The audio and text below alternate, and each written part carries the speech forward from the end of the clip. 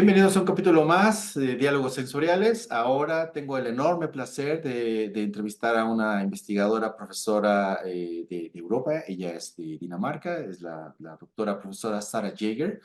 Y bueno, vamos a conocer un poquito más de su historia. And let me say hello and welcome to you, Sara. Thank you so much for accepting this invitation, and welcome to Diálogos Sensoriales.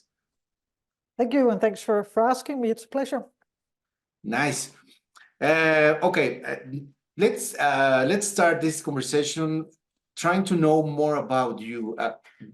Can you please tell us why did you arrive into sensory field? It wasn't planned, and I think my story in that regard is probably quite common to many people that have been in the field for a long time, because sensory wasn't a degree program you could study. My background is actually in engineering, in chemical engineering, and so at one point I did a project that involved some statistics and some around people that had tasted something, and I thought that was interesting.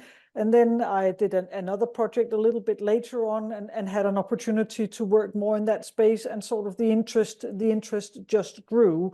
And you could probably take a course in, or there were some people at my university that had a little bit of experience in sort of running a trained panel, but nothing other than that. It was really getting to know the people, and I think in that regard, again, I was lucky, but I think and my experience, I think, is similar to other people. It's about who you meet, and you find a communality, and you think, gosh, that sounds really interesting. So it was quite ad hoc. Do you remember that time when you started working with sensory and you said, like, this is my field, I love to do this? Do you remember that particular time? Yes and no. I think I remember the first consumer study I did, and that was probably where I thought, yes, this is really fun. I really liked the consumer side and working sort of in food consumer science, more so than the trained panel work and the really minute description of all the sensory properties in food. So I've really always been more of a consumer person, interested in consumers. And that also means that I'm of course interested in food, but I'm also interested in non-food and lots of other stuff. It's people, and in this case, their relationship with food or their food choice decisions that interest me. Which is more fun, working with food or non-food? I haven't worked a lot with non-food, unfortunately, and to do that, I think you mostly have to be in industry. I think it's very challenging. Many of the methods that we work with can be applied, but for example, working with textiles, you really sort of have to think differently, or shaving foam or toothpaste and stuff. The challenges of that work and collecting the data are something that are on top of what we have to deal with food. Right. Wow. Yeah, it's another perspective. Well, people know that you were fortunate to have different mentors in your formation, sensory formation, I mean. Yes.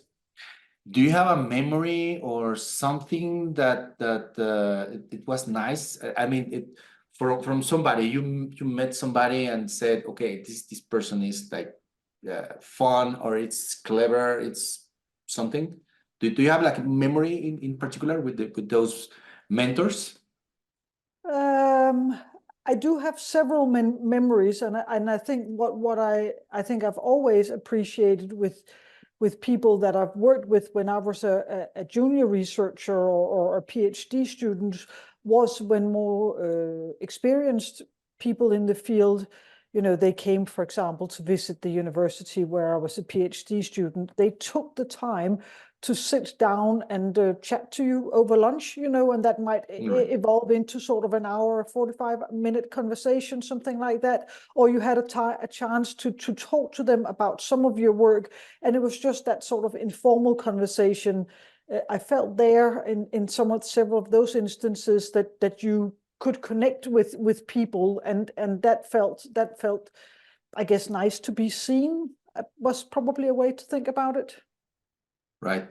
And nowadays it's how easy do you think is for PhD students to get close to you in this case, because now you are a mentor. So how easy do you think is for that person to come with the mentors? I think it's probably not that much different. You know, I think many people, if you choose to be a scientist, if you choose to be in academia, you also have a passion and an interest in let's call it talent development, working with junior researchers, you know. And I think one of my experiences is always either when I was a junior, when I was more junior, or now, is that in all of these conversations, if you have a bit of time to chat with people, you always get something from it. And I really enjoy sort of that perspective that you can interact as peers if people have, you know, a level of knowledge, and that doesn't necessarily matter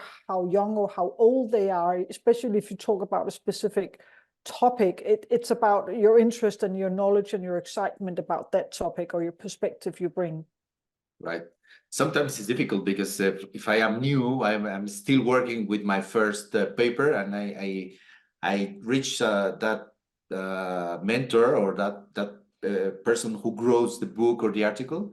I don't know what to ask, right? It's like Yeah. it's difficult sometimes.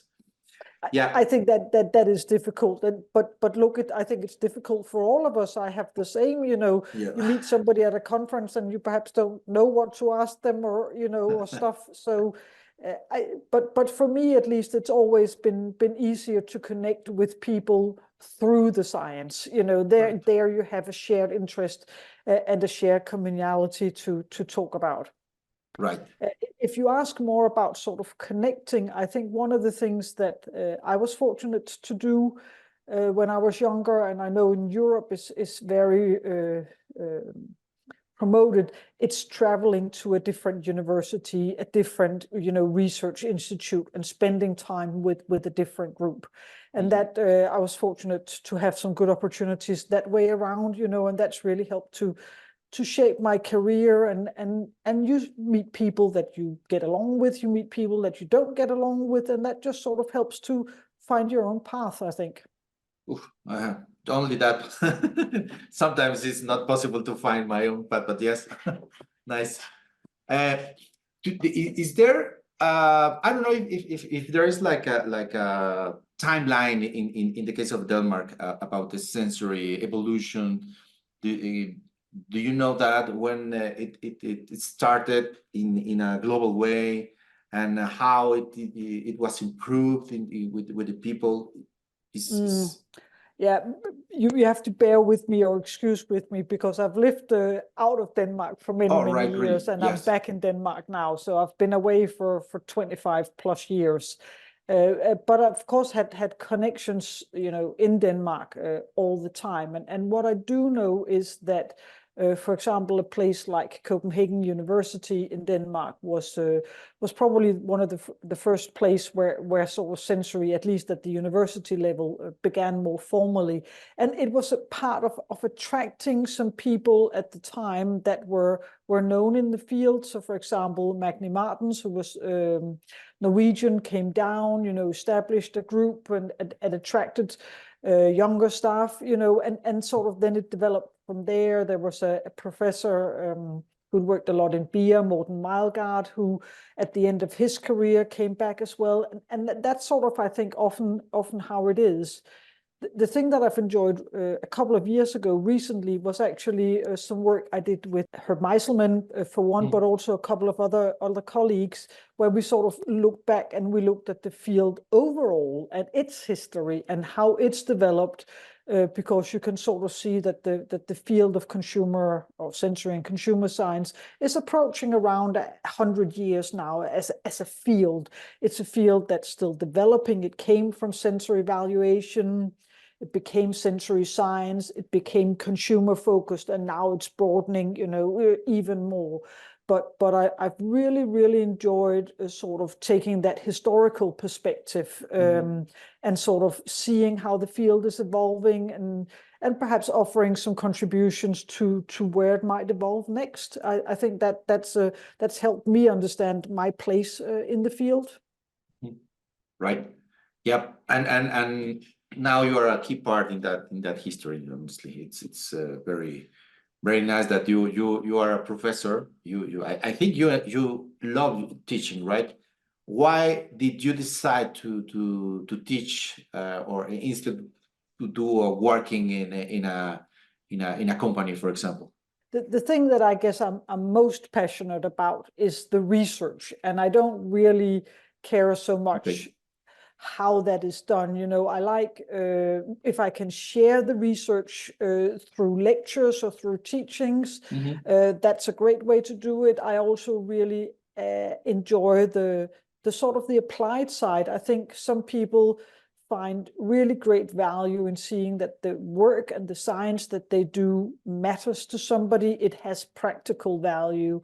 And I enjoy that, but I also enjoy the sort of the more, let's call it pure academic pursuit, this working through papers, thinking about methods, how can we improve tools that others can benefit from.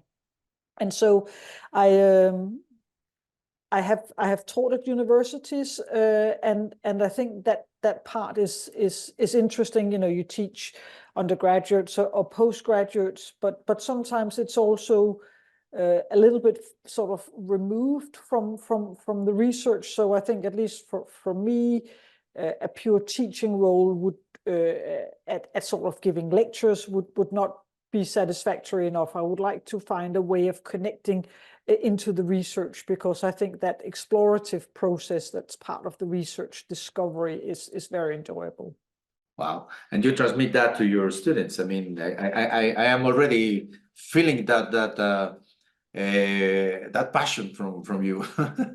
Look, I try, and you can do what you try, but I think that the passion that I have and that is genuine is this.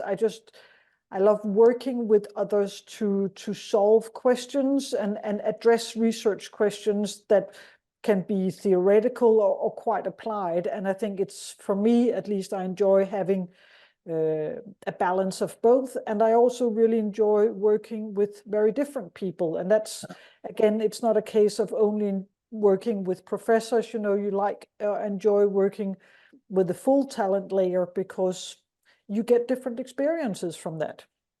Yes, that was my other question. How easy it was to work with a different culture, in the sense that another time zone or language? How difficult is that?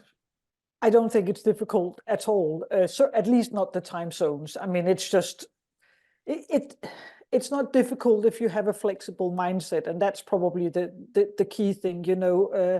I don't mind if I have to take a meeting at 9 o'clock at night. Sometimes, and I don't mind getting up to have a meeting at 6 o'clock in the morning or earlier. I think. Right. And I think for most people, you wouldn't necessarily mind that if you felt that passion, So for me, it's sort of like, yeah, I'm looking forward to this. I'm looking forward to talking with these people. I like working with them. I like to progress the work.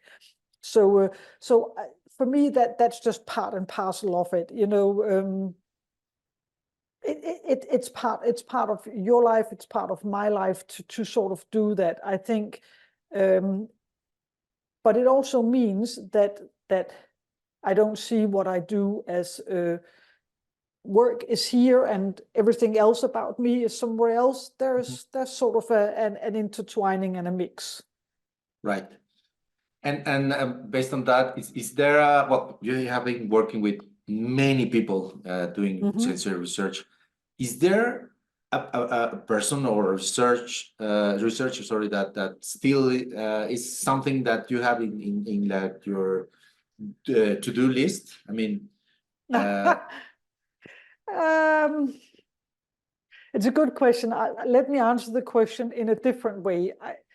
I used to have it I used to enjoy working with many different people, and then when I was a bit younger, it was something that I pursued sort of purposefully, that I would like to work with different people in the field. And so I did have opportunities for that, to work with many of those people that were pioneers in the field. And that has been a fantastic learning experience. And some of those people, and many of them are retired or have retired now, but every single one of them I have learned from, and have absorbed some of their perspectives. And that's I think that's kind of the way I think about it now. But you could say back then I perhaps looked to people that were more experienced with me. Now I look the other way. I think about, who are the upcoming really exciting young researchers in the field? Who would I like to work with of them? And that's perhaps more, as the perspective changes, because there are many very brilliant people, in our field. And I hope to have the opportunity to work with many of them. Nice. That's something inspirational, to be honest, because normally one who is doing sensory field or research wants to collaborate with everybody. And is there like let's say an ideal combo of for a paper? I mean, let's say you can ask to many people or the field. Let's keep on the field. If you want to say names, perfect. But who will be that person to collaborate into a paper or a publication, sorry? I would probably, I'm going to stay away from names. I think what I enjoy is people that challenge me. And I don't mean it in a very critical sense, saying you're an idiot, this is completely wrong, but saying, what if we did this? Or, I'm looking at it from that perspective, is there something here? Or I'm not particularly fond of this methodology. I feel it has these problems, but we could do something else.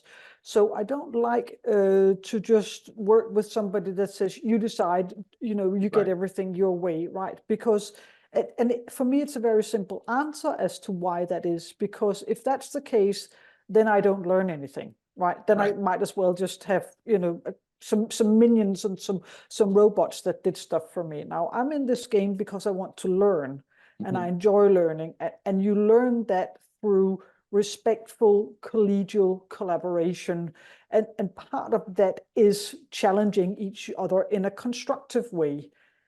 So when I mean challenging, I don't mean it in a disrespectful or negative way. I mean it in a constructive way, which is the essence of collaboration. And I've been fortunate to find some people that I work very well with. But I think we all experience that in our lives. I've also gone through some collaborations. I've worked with people for a couple of papers, and then it sort of fizzled out a little bit, and perhaps there wasn't any more money. But sometimes it's also because your research interest changed, but sometimes it's also because there are aspects of the collaboration that don't sing in the way that perhaps it does with other people. And it's nothing about that person, or it could be something about me. It's just, that's how it is. It's like a normal distribution. There are a lot of something in the middle, then there are a few, that falls at either end. And I think you just have to expect that. What is the most difficult part of doing sensory research? So when you say sensory research, what do you mean? By consumer research, or in the sense of test a new methodology, or trying to validate a product development? Well, I guess the most difficult part, I mean, assuming you have money to do stuff, probably the most difficult part is coming up with a good idea. That's really what drives everything. And from there, you know, especially if it's an idea where you can see there really is a gap, you know, where people, there is a need for this, or there's a very untapped sort of academic question or sort of a real problem in the world, you know, that's sort of often you know, a very good starting point. Okay. And then I think in my career, for example, I've been doing quite a lot of methodological research. Now, I happen to like that, or, well, I've grown to like it. And I'm saying it this way because sometimes, so I was in a research organization, and the purpose of a research organization like that is not to develop methods, right? The purpose is to help clients, in this case, to support the New Zealand primary industry. Now, per se, they don't really care too much about whether I use this methodology or the other methodology, as long as I get, you know, good results and results that help them in their decision making, right? So the challenge sometimes is to be able to find ways where I can help the clients, and I can also find a way to do some stuff that allows me to publish papers or address some other questions. And that's where, at least in my experience or in my career, research or methodology research has been helpful, because it's not about the specific apple or kiwi fruit or, you know, beverage or whatever it may be, right? They can become case studies for something else. So there is a skill to learn to positioning things so you can get most advantage of it. Right. Wow. So that chain or that planning the project, well, knowing the objective, planning the project, doing the field, everything is important. But well, it depends. But good idea is you know, or the starting point, you know, and I think you asked before, you know, about teaching or enjoying teaching, and that is one thing I really do enjoy, is working with the emerging researchers on that, the process. How do you approach research in a good way? Can you be structured? How can you be systematic about it? And actually learning, I mean, it's a craft, it's a skill we learn. We learn how to do research well, and we learn how to write papers well, and those are our crafts. And I enjoy that process, I think, more than teaching about a specific product or a specific method. It's more, I like sort of that slightly wider perspective. Okay. You can reach more people with it, and I do enjoy that. Right. Nice. Thank you. Okay, let's move to another part of the interview where I will ask you a 2 AFC comparison test, and you need to answer or select one of them. Okay. Red wine or white wine? I don't drink. Okay. Coffee or tea? Tea. Only tea. Tetra testing or triangle testing? Ooh, I can't answer that because they're used for different purposes. Nice. City or forest? Forest. Traditional descriptive analysis or rapid methods? Rapid methods most of the time, but not always. Okay. Breakfast or dinner? Breakfast. Analytical or consumer testing? Well, you can answer that question for me. Meat or fish? Meat. Parametric or non-parametric statistics? Again, I have to say here, it's not a good question because it depends on the data. So you use what's appropriate for the data you have. I know, but the answer most of the time is it depends. Okay. Yeah. Always. Yes. That's what context means. Yeah. Correct. Preference mapping or PLS? I quite like a preference mapping, and part of it is the simplicity of it that I think works very well, specifically in industry settings. Thank you for your answers. Well, I told you I was trying to mention some dishes from Denmark, but I'm not able to pronounce them. But Which is your favorite food in the case of Denmark? That's easy. It's rye bread, which is a sort of a very dark, grainy, seeded bread that's not sweet. And I know exactly why that is, because I've lived in the UK and New Zealand for 25 years, and you cannot easily get this type of bread. And at least when I was young, everybody was weaned on this bread. That was what we ate. So I always, my mother always got very, very frustrated with me when we came from New Zealand and visited Denmark, because she wanted to do big Danish family dinners, and all I wanted was rye bread with cheese, and it's still my go-to. If I can't be bothered cooking, or if I'm hungry, that's what I eat: rye bread and cheese. I could eat it all day long. Okay, perfect. Yeah, no, it's nice and easy to carry. Okay. What was the most difficult part of moving outside your country? Because when we are working, we have our own, let's say, our space, our friends, family. But in your case, taking the decision of moving out your country, was it easy or not? For me, it was easy because I always wanted to do it. So I moved the first time when I was at university and did a master's degree in the UK. And I think from there on, I met my husband, I made good friends there, and I just wanted to see other parts of the world. And if I had lots of time and no obligations and lots of money, that's what I would do: travel some more.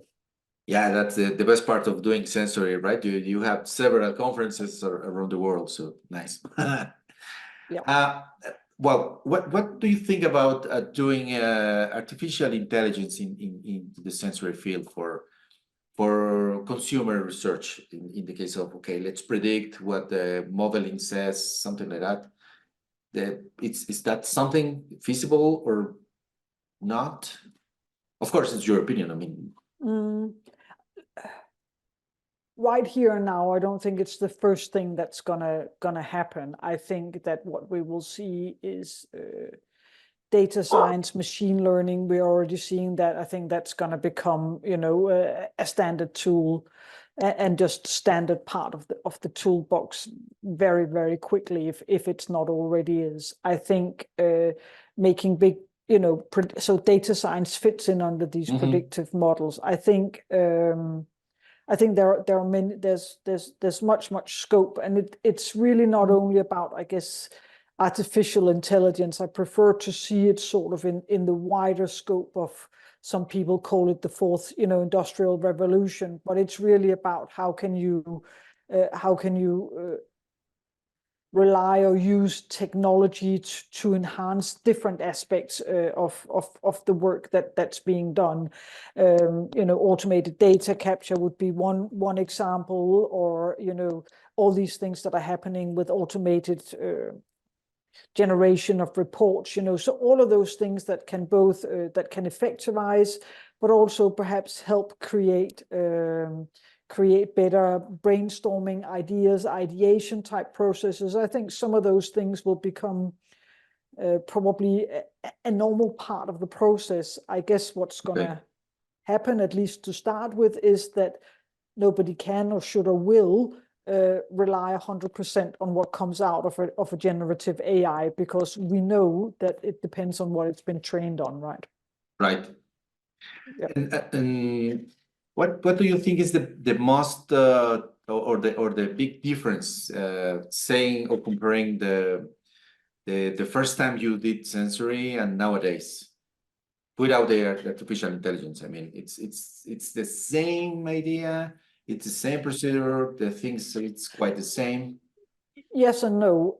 What is, if you think about sensory, so the sensory science, the description of the human perception of products, and sort of that sort of traditional sensory work, I don't think that that's changed much, because it does rely on human senses. There's been a little bit of shift perhaps in methods, but really, if you want to do this very depth and in detailed, you need expertly trained humans. The big shift has been in the use of consumers, and accept of what consumers can do. So that's, I think, one thing. And the other big thing that we're seeing now is the progress towards accurately measuring human behavior. You know, there's been a lot of work on perception and attitudes and attitudinal intention or behavioral intention. There is a move now, I think, much more to behavior and measuring behavior and affecting behavior change. Right. So an example of the last would well, in Denmark, but many other places, is how do we get people to change their dietary behaviors so they eat more sustainably or whatever you might would like them to do. Right. Yeah. Okay. Who or what inspires Sara to continue in the sensory field? The community itself. I like being part of the community, and it's the community in you know, at different levels. You know, at New Zealand, I was in a microcosmos, in a group that was where I worked, and then you're part of the Australasian sort of scene. Then you become sort of into to this Asia Pacific scene, and then a global scene, and now I'm in a university department, and there is a group there. So that's there. You're part of these national scenes. But I have really enjoyed, and I think I mentioned this earlier, being part of the international community, also in terms of thinking about what are we as a field, what's our identity, having opportunities to be an editor for the journal that is regarded highly in the field, being part of conference organization, perhaps some sort of stewardship type roles that thinks about not only me and not only about my little group, but the field as a whole. What is it? Where we would like it to develop? You know, where does it fit? That sort of helicopter level type thing I find very rewarding. And there you meet people you connect with that I don't necessarily collaborate with in research, but that helps to enhance your both your network, but your perception and outlook on things. Yeah, networking is important, right? It's something that you must do. Okay. Well, time flies, but I have a couple of more questions for you. What will be, if any, the minimum skills that a person needs to know, speaking about methodologies or consumer tools or statistical tools, for a sensory scientist? So again, when you say sensory scientist, do you mean sensory scientists? So these people that measure the sensory properties and perceptions of food? Yes. Okay, well, in that case, I think you obviously need to know the set of methodologies that a sensory scientist would use. So there are discrimination tests. You mentioned a couple of them, you know, triangle or tetrad test type, sort of these discrimination tests. Then there are descriptive tests like trained sensory panels and quantitative descriptive analysis.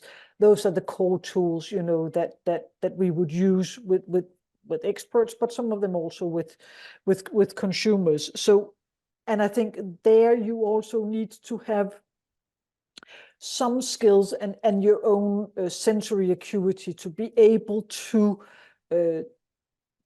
eat, smell products, foods, beverages, and sort of this process of deconstructing them, what is in there, you know, and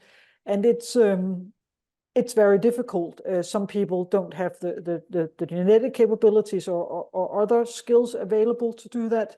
And I myself don't particularly consider myself a great taster. You know, I don't think I would perform extremely well if I was against some of these very, very trained sensory panelists, but I don't need to. I need to be able to taste products, get a sense of where the nuances and the differences are, and then turn it over to other people that can give me the detailed results. What I need to be able to do is to know what to do with that data and how to make sense of it. So you need to know, the statistical tools that go with that. But I think foremost, I mean, if I can say a thing that underlies all of this, it's curiosity. I mean, it's easy to be focused on skills, but skills and methods that are hot or not hot or interesting, that goes and changes over time. We had a period about probably 10 years ago now, everybody was very interested in motion research, and it's still there, but it's not as hot as it was, right? So, people move along, but it's the curiosity that drives.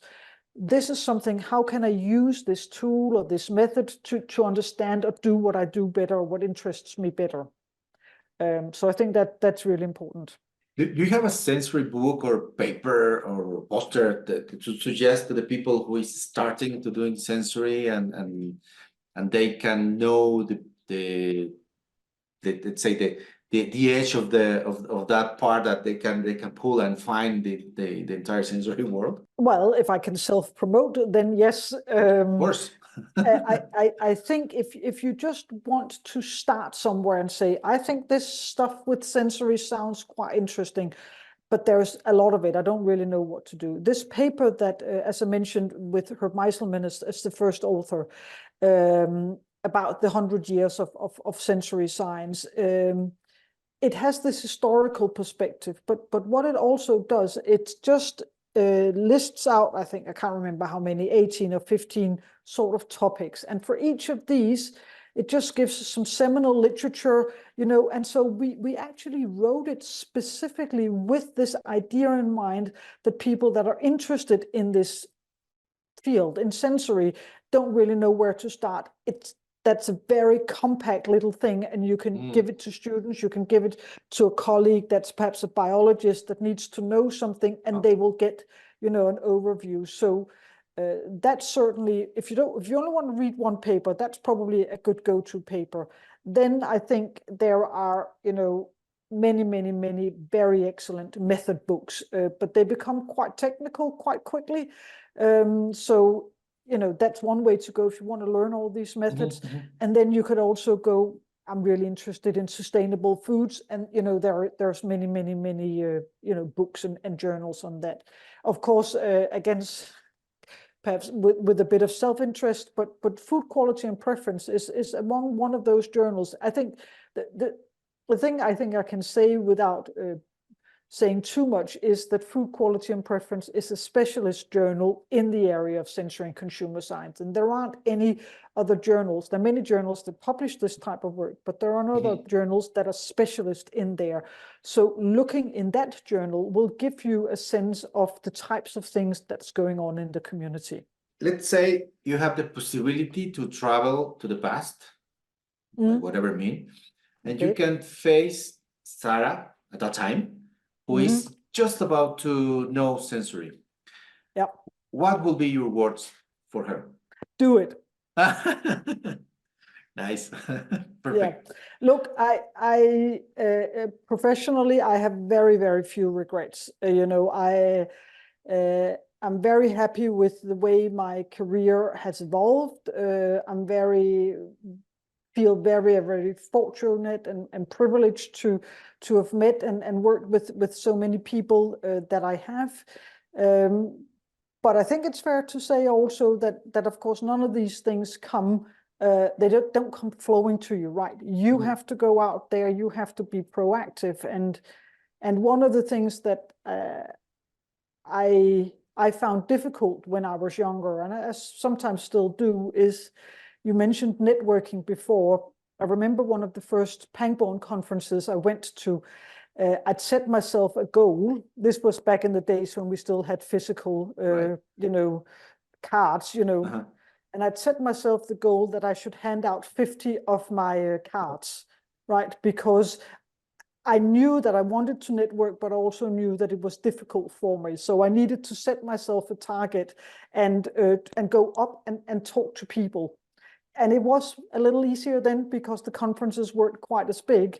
And it was also a little bit easier because, you know, I had a couple of introductions already to people that were well known in the field. Right. But sometimes you just have to bite the bullet and you say, is somebody sitting here? Can I sit here? You know, or chat to people in the queue as you wait for coffee, you know, and probably the best thing, or rather the worst thing to do at conferences is only talk and walk with the people from your own group or your own company. I mean, split up, do stuff, you know, set yourself a challenge, even though it's a little bit uncomfortable, or for some people it may be. Yeah, understood, and that's really nice. Sara, do you have a page or contact email, something that you want to share with the people who is attending to this interview in order to get in contact with you? Well, I think people can find me on LinkedIn, and that's certainly a good way to get in contact. I'm there. I'm on ResearchGate as well, and I do put all my papers up on ResearchGate, and I'm happy to share the ones that I can share.